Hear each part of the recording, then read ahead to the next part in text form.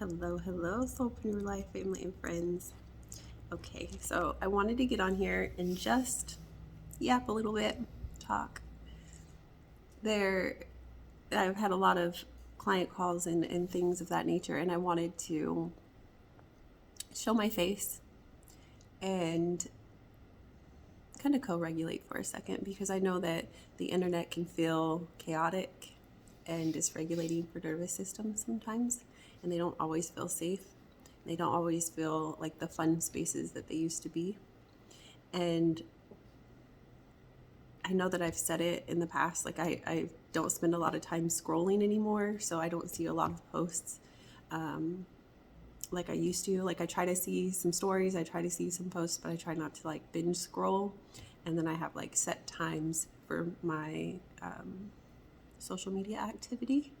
Like I have it plugged into my calendar, which if you've been with me for long enough, you know that's something that I teach is to schedule your time, right? Schedule certain activities. And it really helps. So if you're feeling dysregulated, if you're feeling overwhelmed, or kind of like there's just a lot going on, right, in the world, on social media and things like that, know that you're not alone, first of all, and know that you're allowed to create boundaries within how you participate so that when you do participate, you can show up as yourself, right? Does that make sense? Sometimes when we're forced to answer questions before we're ready or forced to participate before we're ready, we're not giving that truthful answer. We're not giving our authentic answer. And the best frequency that anyone can operate out of is authenticity, right? I know a lot of people think it's love because love and gratitude are great, but in truth, it's authenticity. And so sometimes we have to create space for ourselves to have that pause. And that pause can be scary because a lot of things in life nowadays are rushed. And we want what we want and we want it right now, right? And people want answers now. We want reactions now instead of responses. And while sometimes that makes sense, right? There are other times where it's okay to take a beat. It's okay to pause, to be mindful, to be thoughtful, and then to be considerate, and then to respond, right? And what that does is it helps you not just with your consistency. And I'm saying consistency because that's a word that is kind of like a buzzword that's used a lot, but with your sustainability. And that's something that I teach that you've heard me say before. Sustainability is important because doing something consistently, yeah, that's cool, that's great, but is that sustainable, right? And so taking a look at life, circumstances, your business, your energy, what it is that you are cycling through right now, with those tips and that in mind, remember that you are allowed to give yourself permission to do those things, right? It's important to give yourself permission to do those things. And when you do, you'll see that there's like a transformation that also happens, right? Like there's a shift that happens when we give ourselves that permission, for some of us, right? But when we give ourselves that space to show up authentically, to show up within those boundaries, to show up in that energy instead of the rushed reaction. And you know, I had shared yesterday that the illusion that your worth depends on a struggle or sacrifice is just that, an illusion, right? And allow yourself, like give yourself the permission to say, is this serving me? Is this illusion serving me? Is breaking this boundary serving me?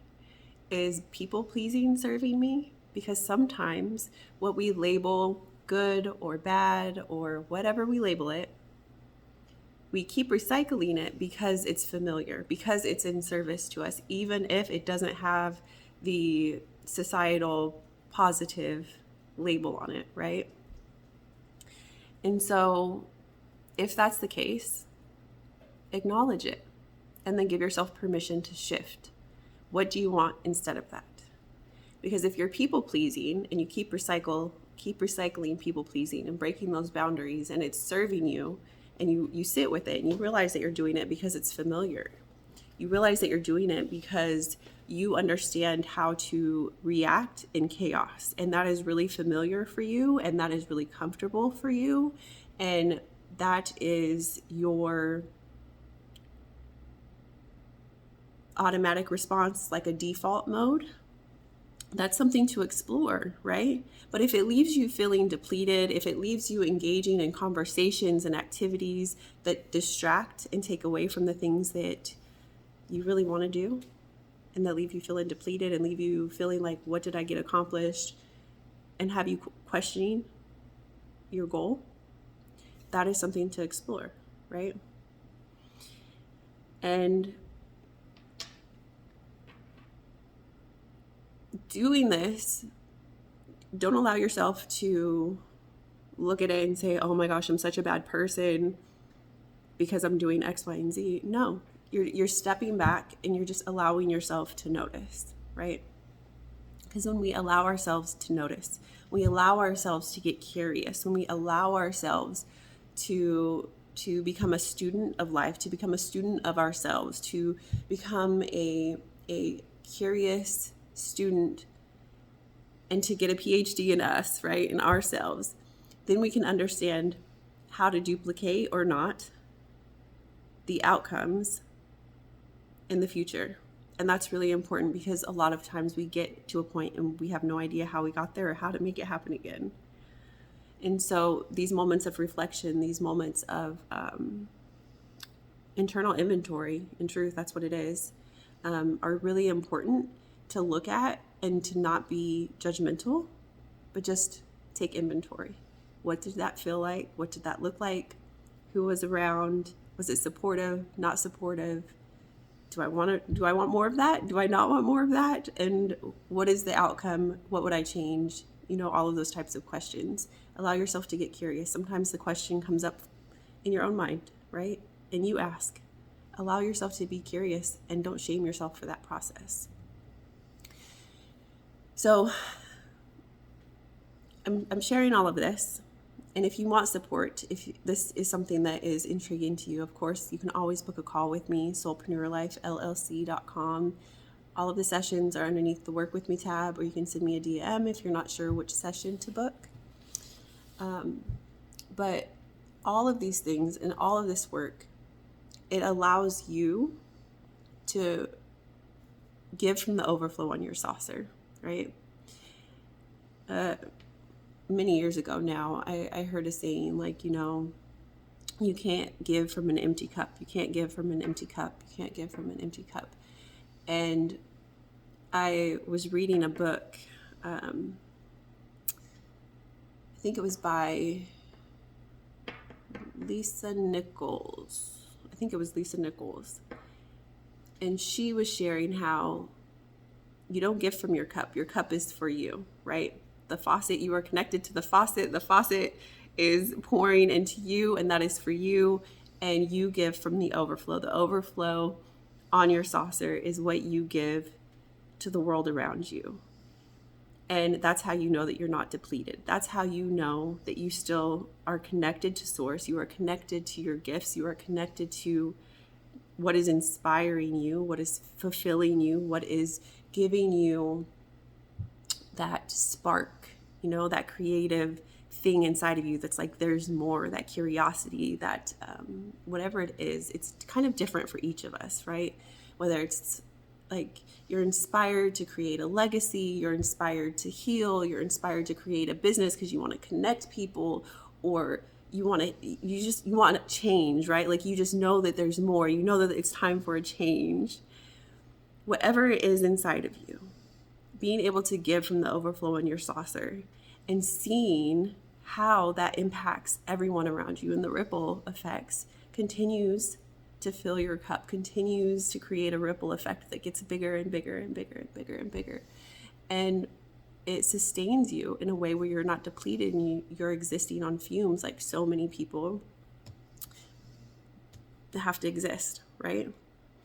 And there are so many different archetypes of people who exist in the shadows and in silence and in suffering. And there are people out here in this world waiting on you in quiet desperation for you to share your story, your poetry, your music, your course, your whatever it is, your gift.